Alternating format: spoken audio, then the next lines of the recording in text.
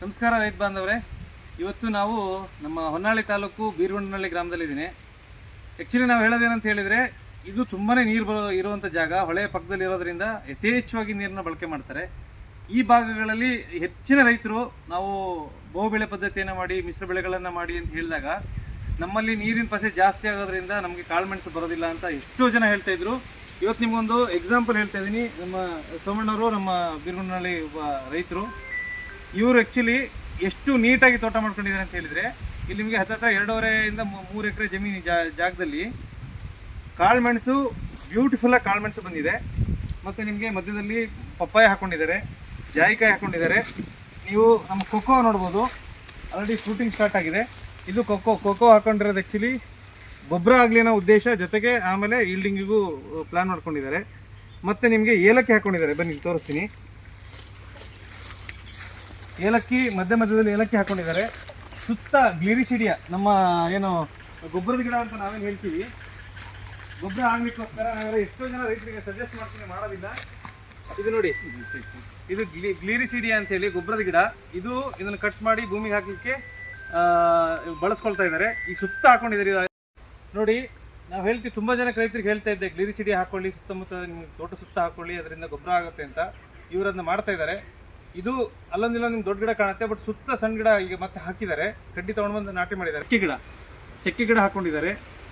ಇವರು ಹೆಚ್ಚಿನ ಪ್ರಮಾಣದಲ್ಲಿ ಅಂದರೆ ಕೊಟ್ಟಿಗೆ ಗೊಬ್ಬರ ಮತ್ತು ಸಾವಯವ ಗೊಬ್ಬರಗಳನ್ನು ಬಳಸ್ಕೊಂಡು ತೋಟ ನಿರ್ವಹಣೆ ಮಾಡ್ತಿದ್ದಾರೆ. ಅಡಿಕೆ ನೀವು ನೋಡ್ಬೋದು, ಅಡಿಕೆ ಕೂಡ ತುಂಬ ಚೆನ್ನಾಗಿ ಫಸಲನ್ನು ಕೊಡ್ತಾ ಇದೆ ಇವ್ರ ತೋಟ. ಡ್ರೈನ್ಗಳ ಮಾಡ್ಕೊಂಡಿದ್ದಾರೆ. ನೀವು ನೋಡ್ಬೋದು, ನಮ್ಮ ಕಾಳುಮೆಣಸಿಗೆ ಪ್ರಮುಖವಾಗಿ ನೀರು ನಿಲ್ದಿರೋವಂಗೆ ನಾವು ನೋಡ್ಕೊಂಡ್ಬಿಟ್ರೆ ನಾವು 90% ಅದರ ಸಕ್ಸಸ್ಸನ್ನು ನಾವು ಕಾಣ್ತೀವಿ. ಸೊ ನೋಡಿ, ತೋಟದ ಪ್ರತಿ ಸಾಲಿಗೂ ಇವರು ಡ್ರೈನ್ ಮಾಡ್ಕೊಂಡಿದ್ದಾರೆ. ಸೊ ಹಾಗಾಗಿ ಇವರಿಗೆ ಈ ತೋಟದಲ್ಲಿ ಕಾಳುಮೆಣಸು ತುಂಬ ಬ್ಯೂಟಿಫುಲ್ಲಾಗಿ ಬರ್ತಾ ಇದೆ, ನೀವು ನೋಡ್ಬೋದು. ಮತ್ತು ಸುತ್ತ ಏನು ಮಾಡ್ತಿದ್ದಾರೆ ಇವರು ಅಂತ ಹೇಳಿದರೆ, ಏನಂತ ತರಗಿಲ್ಲ ಏನು ಬರುತ್ತಲ್ಲ, ಬಂದಿರೋದನ್ನೆಲ್ಲ ನೀಟಾಗಿ ಅದು ಸುತ್ತ ಬುಡಕೆನೆ ಹಾಕೊಂಡ್ಬಿಟ್ಟು ಅಲ್ಲೇ ಗೊಬ್ಬರ ಮಾಡ್ತಾಯಿದ್ದಾರೆ. ಎಲ್ಲ ಸಾವಯವವಾಗಿ ನಾವೇನು ಮಾಡ್ಕೊಬೇಕು ಅದನ್ನ ಅಷ್ಟು ಬ್ಯೂಟಿಫುಲ್ಲಾಗಿ ಮಾಡ್ತಿದ್ದಾರೆ. ಸೋಮಣ್ಣ, ತಮ್ಮ ಒಂದು ಎಕ್ಸ್ಪೀರಿಯನ್ಸ್ ಏನಿದ್ರಲ್ಲಿ, ಏನು ನಮ್ಮ ರೈತರಿಗೆ ಏನು ಹೇಳಲಿಕ್ಕೆ ಇಷ್ಟಪಡ್ತೀವಿ ತಾವು? ನಿಮ್ಮನ್ನು ನೋಡಿ ನಂಗೆ ನಿಜವಾಗ್ಲೂ ಖುಷಿ ಆಯಿತು. 4 ಜನಕ್ಕೆ ನಮ್ಮ ರೈತರಿಗೆ ಇದು ಹೆಲ್ಪ್ ಆಗಲಿ ಅನ್ನೋ ಉದ್ದೇಶಕ್ಕೆ ತಾವು ಏನಾದರೂ ಹೇಳೋದಿದ್ರೆ ಹೇಳಿ. ಇಲ್ಲ, ಈಗ ಮಾಡಿರೋ ಉದ್ದೇಶ ಏನು ಅಂತಂದರೆ, ನಮ್ಮ ನೋಡಿಬಿಟ್ಟು 10 ಜನ ಮಾಡಬೇಕು ಆ ಬೆಳೆಯನ್ನು. ಅವರು ಆರ್ಥಿಕವಾಗಿ ಸಬಲರಾಗಬೇಕು, ನಾವು ಮಾಡ್ಬೋದು ಅನ್ನೋದನ್ನು ತೋರಿಸ್ಕೊಡೋಕ್ಕೋಸ್ಕರ ಮಾಡ್ತಾಯಿದ್ದೀವಿ. ಇದ್ರ ಜೊತೆ ನಮಗೂ ಇನ್ಕಮ್ ಬರುತ್ತೆ, ನಮ್ಮ ಅಕ್ಕಪಕ್ಕ ನಮ್ಮ ಹಳ್ಳಿಯ ರೈತರು, ನಮ್ಮ ಊರಿನ ಎಲ್ಲ ರೈತರಿಗೂ ಆರ್ಥಿಕವಾಗಿ ಅನುಕೂಲ ಆಗಲಿ, ಅವರಿಗೆ ಕೈ ತುಂಬ ಕೆಲಸ ಸಿಗಲಿ, ಉತ್ತಮವಾದಂಥ ಅವರ ಬೆಳೆಯನ್ನು ಎಲ್ಲ ಥರದ ಕಾಳುಮೆಣಸು, ಜಾಯಿಕಾಯಿ, ಕೋಕೋ ಅಷ್ಟು ಎಲ್ಲದನ್ನು ಮಾರಿಕೊಂಡು ಆರ್ಥಿಕವಾಗಿ ಸಬಲರಾಗಲಿ ಅನ್ನೋ ಉದ್ದೇಶದಿಂದ ನಾವು ಇದರಲ್ಲಿ ಫುಲ್ ಇನ್ವಾಲ್ವ್ ಆಗಿ ನಾವು ಮಾಡ್ತಾಯಿದ್ದೀವಿ. ಸರ್ಕಾರಿ ಗೊಬ್ಬರನ್ನ ಮ್ಯಾಕ್ಸಿಮಮ್ ಕಮ್ಮಿ ಮಾಡ್ತಾಯಿದ್ದೀವಿ. ಮತ್ತು ಇನ್ನೊಂದು ಉದ್ದೇಶ ಏನು ಅಂತಂದರೆ, ನಾವು ಖರ್ಚನ್ನು ಮ್ಯಾಕ್ಸಿಮಮ್ ಕಮ್ಮಿ ಮಾಡ್ತಾಯಿದ್ದೀವಿ. ಕಡಿಮೆ ಖರ್ಚು ಮಾಡಿಬಿಟ್ಟು ಹೆಚ್ಚಿನ ಆದಾಯ ತೆಗಿಯೋಕ್ಕೋಸ್ಕರ ನಾವು ಜಾಸ್ತಿ ಪ್ರಾಶಸ್ತ್ಯ ಕೊಡ್ತಾಯಿದ್ದೀವಿ. ಹಾಗಾಗಿ ಅನಾವಶ್ಯಕವಾಗಿ ಬೇರೆ ಬೇರೆ ಯಾವುದೋ ಒಂದು ಕೆಮಿಕಲ್ ಹಾಕಿದೆ, ಬೇರೆ ಇನ್ನೊಂದು ಯಾವುದೋ ಒಂದು ವೇಸ್ಟ್ ಮಾಡಿದೆ, ಯಾವ ಟೈಮಿಗೆ ಯಾವುದು ಎಷ್ಟು ಗೊಬ್ಬರ ಕೊಡಬೇಕು ಅಷ್ಟು ಪ್ರಮಾಣದಲ್ಲಿ ಕೊಟ್ಕೊಂಡು ನೀಟಾಗಿ ನಿರ್ವಹಣೆಯನ್ನು ಮಾಡ್ತಾಯಿದ್ದೀವಿ. ಇದರಲ್ಲಿ ನಮ್ಮ ಬಸವರಾಜ್ ಅಂತ ಇನ್ನೊಬ್ರು ಇದ್ದಾರೆ, ಇವತ್ತು ಬಂದಿಲ್ಲ. ಮ್ಯಾಕ್ಸಿಮಮ್ ಅವರು ಒಬ್ಬರೇ ಮೇಂಟೈನ್ ಮಾಡ್ತಿರೋದು. ಇದು 3 ಎಕರೆ ಏನಿದೆ, ಒಬ್ಬರೇ ಮೇಂಟೈನ್ ಮಾಡ್ತಿರೋದು. ಯಾವಾಗ ಒಂದು ಸ್ವಲ್ಪ ಏನಾದರೂ ಕೆಲಸ ಇದ್ದ ಮಾತ್ರ ನಮ್ಮ ಲೇಬರ್ ಒಂದು 4 ಜನ 5 ಜನ ತಗೊಳ್ತಾರೆ, ಯಾವಾಗ ಒಂದು 4 ತಿಂಗಳಿಗೆ 3 ತಿಂಗಳಿಗೆ. ಅದು ಬಿಟ್ಟರೆ ಒಬ್ಬರೇ ಮಾಡೋದು. ನೀವು 3 ಎಕರೆ ಜಮೀನನ್ನು ಗಂಡ ಹೆಂಡತಿ ಮನೇಲಿ ಇಬ್ಬರು ಇದ್ದೇ ಇರ್ತಾರೆ, ಮಕ್ಕಳಿರ್ತಾರೆ, ಅವು ಅಷ್ಟೇ ಜನ ಸಾಕು. ಯಾರೂ ಲೇಬರ್ ಇಲ್ದಂಗೆ ನಾವು ನಿರ್ವಹಣೆ ಮಾಡ್ಬೋದು ಅನ್ನೋದಕ್ಕೋಸ್ಕರ ನಾನು ಈ ಸಂದರ್ಭದಲ್ಲಿ ಹೇಳಕ್ಕೆ ಇಷ್ಟಪಡ್ತೀನಿ. Thank you Somanna. ನೋಡಿರಿ, ತೋಟ ಪೂರ್ತಿ ನೋಡಿ, ಇಲ್ಲಿಂದ ನಿಮಗೆ ದೊಡ್ಡಪಟ್ಟಿ ನಿಮಗೆ ಹಣ್ಣಿನ ಬೆಳೆಗಳು ಕಾಣುತ್ತೆ. ಎಷ್ಟು ಬ್ಯೂಟಿಫುಲ್ಲಾಗಿ ಮಾಡಿದ್ದಾರೆ. ಅವ್ರ ಮಾತುಗಳಲ್ಲೂ ಕೂಡ ತುಂಬ ಸತ್ಯ ಇತ್ತಲ್ವ. ನಾವು ತುಂಬ ಖರ್ಚನ್ನು ಕಡಿಮೆ ಮಾಡ್ಕೋಬೇಕು, ಅಧಿಕ ಆದಾಯವನ್ನು ಗಳಿಸ್ಕೊಬೇಕು.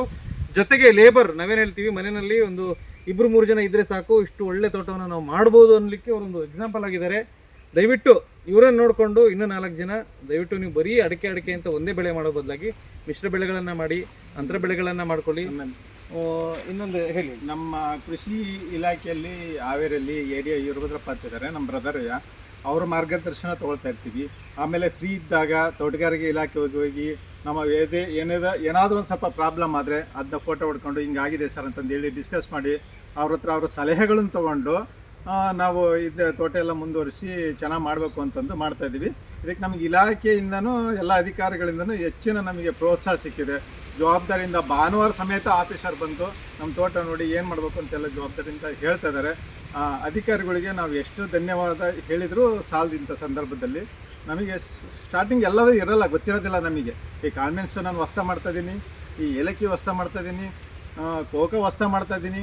ಆವಾಗ ನಮಗೆ ಸ್ಟಾರ್ಟಿಂಗ್ ಒಂದು ಸ್ವಲ್ಪ ಮಾರ್ಗದರ್ಶನ ಬೇಕೇ ಬೇಕಾಗುತ್ತೆ. ನಾವು ಮಾರ್ಗದರ್ಶನ ಇಲ್ಲದಲ್ಲೇ ಮಾಡೋಕ್ಕಾಗೋದಿಲ್ಲ. ನಮ್ಮ ಸಂಬಂಧಪಟ್ಟ ತೋಟಗಾರಿಕೆ ಇಲಾಖೆಯರು ನಮಗೆ ಭಾಳ ಒಳ್ಳೆ ಮಾರ್ಗದರ್ಶನ ನೋಡ್ತಾ ಇದ್ದಾರೆ. ಅವ್ರು ಭಾನುವಾರನೂ ಸಮೇತ ರಜಾ ಅನ್ನದೇ ನಮ್ಮ ತೋಟಕ್ಕೆಲ್ಲ ಬಂದು ವಿಸಿಟ್ ಮಾಡಿ ನಿಮ್ಗೆ ಏನಾಗಿದೆ, ಏನು ಕ್ರಮ ಕೈಗೊಳ್ಳಬೇಕು ಅನ್ನೋದೆಲ್ಲ ಭಾಳ ಮಾರ್ಗದರ್ಶನ ಕೊಟ್ಟಿದ್ದಾರೆ. ಎಲ್ಲ ಅಧಿಕಾರಿ ವರ್ಗದವ್ರಿಗೂ ನಾನು ಈ ಸಂದರ್ಭದಲ್ಲಿ ಹೃತ್ಪೂರ್ವಕವಾದ ಧನ್ಯವಾದಗಳನ್ನ ಹೇಳಕ್ಕೆ ಇಷ್ಟಪಡ್ತೀನಿ. ಥ್ಯಾಂಕ್ ಯು ಸುಮಣ್ಣ. ನೋಡ್ರಿ, ಅವ್ರಿಗೆ ಇಲಾಖೆ ಮೇಲೂ ಅಷ್ಟೇ ಪ್ರೀತಿ ಇದೆ, ನಮಗೂ ಕೂಡ ಈ ಥರ ಸಮಗ್ರವಾಗಿ ಮಾಡ್ತಕ್ಕಂಥ ರೈತರ ಮೇಲೆ ನಿಜವಾಗ ಸಿಕ್ಕಾಪಟ್ಟೆ ಪ್ರೀತಿ ಇರುತ್ತೆ. ಜೊತೆಗೆ ಇನ್ನೂ 4 ಜನಕ್ಕೆ ಇದು ಉದಾಹರಣೆ ಆಗಲಿ ಅನ್ನೋ ಉದ್ದೇಶಕ್ಕೆ ಈ ಒಂದು ವಿಡಿಯೋ ಮಾಡಿದ್ದೀವಿ. ಧನ್ಯವಾದಗಳು.